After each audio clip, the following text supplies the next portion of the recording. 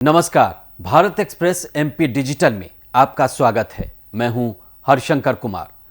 मध्य प्रदेश विधानसभा चुनाव को लेकर नया सर्वे सामने आया है। मीडिया सर्वे के अनुसार एमपी के कई क्षेत्रों में बीजेपी की गाड़ी अटक रही है, वहीं कुछ क्षेत्रों में मजबूत दिख रही है बीजेपी को सबसे ज्यादा उम्मीदें इस बार ग्वालियर चंबल से है। कांग्रेस के मजबूत स्तंभ ज्योतिरादित्य सिंधिया को अपने पाले में कर लिया है, लेकिन सर्वे के अनुमान से बीजेपी की उम्मीदों को झटका लगता दिख रहा है। पिछली बार चुनाव से काफ़ी पहले केंद्रीय मंत्री बने थे ज्योतिरादित्य सिंधिया, उससे पहले वो कांग्रेस में थे, उसके बाद उन्होंने बीजेपी का दामन थामा। अब ग्वालियर चंबल में बीजेपी उम्मीद कर रही है कि उनके आने से पार्टी बहुत मजबूत हुई है और इस बार बीजेपी को काफ़ी फायदा होगा। वैसे आपको बता दें कि सर्वे के अनुसार ग्वालियर चंबल में बीजेपी को झटका लगता दिख रहा है। इस सर्वे में ग्वालियर चंबल में विधानसभा की कुल 34 सीटें हैं। इनमें बीजेपी को 14 से 18 सीटें मिलती दिख रही हैं, वहीं कांग्रेस को 16 से 20 सीटें मिल सकती हैं। 2018 के विधानसभा चुनाव में ग्वालियर चंबल में कांग्रेस को काफ़ी बढ़त मिली थी। इसके साथ ही उपचुनाव में सिंधिया के पाला बदलने के बाद झटका लगा था कांग्रेस को। अब तमाम सर्वे में कांग्रेस उस क्षेत्र में कम बैक करती दिख रही है। वहीं महाकौशल पूर्व सीएम कमलनाथ का गढ़ माना जाता है। बीजेपी 2018 के विधानसभा चुनाव में भी यहां बीजेपी ने अच्छा प्रदर्शन किया था। महाकौशल में कुल 38 विधानसभा सीटें हैं। सर्वे के अनुमान के अनुसार बीजेपी को 16 से 20 सीटें मिलती दिख रही हैं, वहीं कांग्रेस को 18 से 22 विधानसभा सीटें मिल रही है। मतलब ज़्यादा का फासला नहीं है अगर आप इसे देखें तो। इससे साफ है कि कांग्रेस फिर से महाकौशल के क्षेत्र में वापसी कर रही है। निकाय चुनाव के दौरान ही इसके संकेत मिले थे। जबलपुर और छिंदवाड़ा में मेयर की सीटें कांग्रेस जीत गई थी। इसके साथ ही मध्य भारत में बीजेपी मजबूत स्थिति में दिख रही है। 2018 में भी इस क्षेत्र में अच्छा प्रदर्शन रहा था पार्टी का।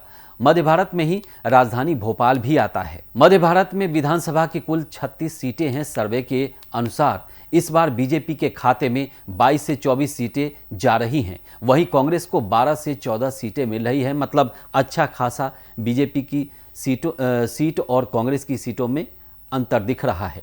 इस हिसाब से देखें तो बीजेपी को बढ़त मिल रही है इस इलाके में।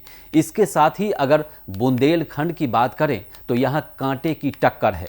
बुंदेलखंड में 2018 में भी नज़दीकी लड़ाई थी। कुल 26 विधानसभा सीटें बुंदेलखंड में हैं। दलित वोटरों की आबादी अच्छी खासी है। सभी दल यहाँ फोकस कर रहे हैं। समाजवादी बीजेपी और कांग्रेस के अलावा समाजवादी पार्टी, उसके बाद बीएसपी भी यहाँ फोकस कर रही है। सब सर्वे के मुताबिक बीजेपी के खाते में यहाँ 13 से 15 सीटें जा रही है, वहीं कांग्रेस के खाते में 11 से 13 सीटें जा रही हैं।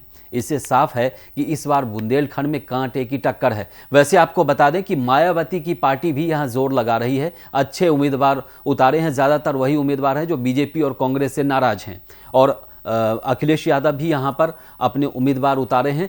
तो इसका कुल मिलाकर आप देखें तो ऐसा लगता है कि अभी तो ये सर्वे है, लेकिन जब चुनाव परिणाम आएंगे तो बहुत कुछ बदल सकता है। क्योंकि अगर मायावती की पार्टी अच्छा परफॉर्मेंस करती है, मतलब ये कि अगर उसके वोट प्रतिशत ज़्यादा होते हैं तो कहीं ना कहीं इसका नुकसान कांग्रेस को होगा, और वोट परसेंटेज अगर कम होता है तो उसका नुकसान पिछले चुनाव में भी बीजेपी को हुआ था।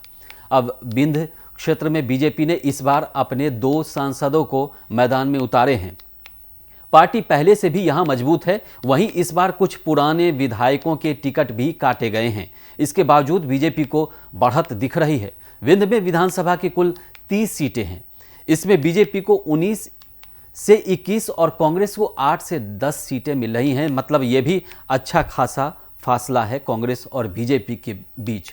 गौरतलब है कि मध्य प्रदेश में विधानसभा की कुल 230 सीटें हैं। सर्वे के अनुसार बीजेपी को 107 से 115 और कांग्रेस को 112 से 122 सीटें मिल रही है। ये तो सर्वे है, और सर्वे ऐसे तैयार होता है कि हमने 10,000 लोगों से 20,000 लोगों से बात किया और उसी के आधार पर 30,000 लोगों से बात किया और उसी के आधार पर सर्वे तैयार किया जाता। हो सकता है 2.5 लाख लोगों से भी कई बार बात होती है, लेकिन जो वोट पड़ता है, जो किसी इलाके में अगर वोटिंग होती है तो वो लाखों लोग उसमें वोट करते हैं, तो कई बार सर्वे गलत भी होता है।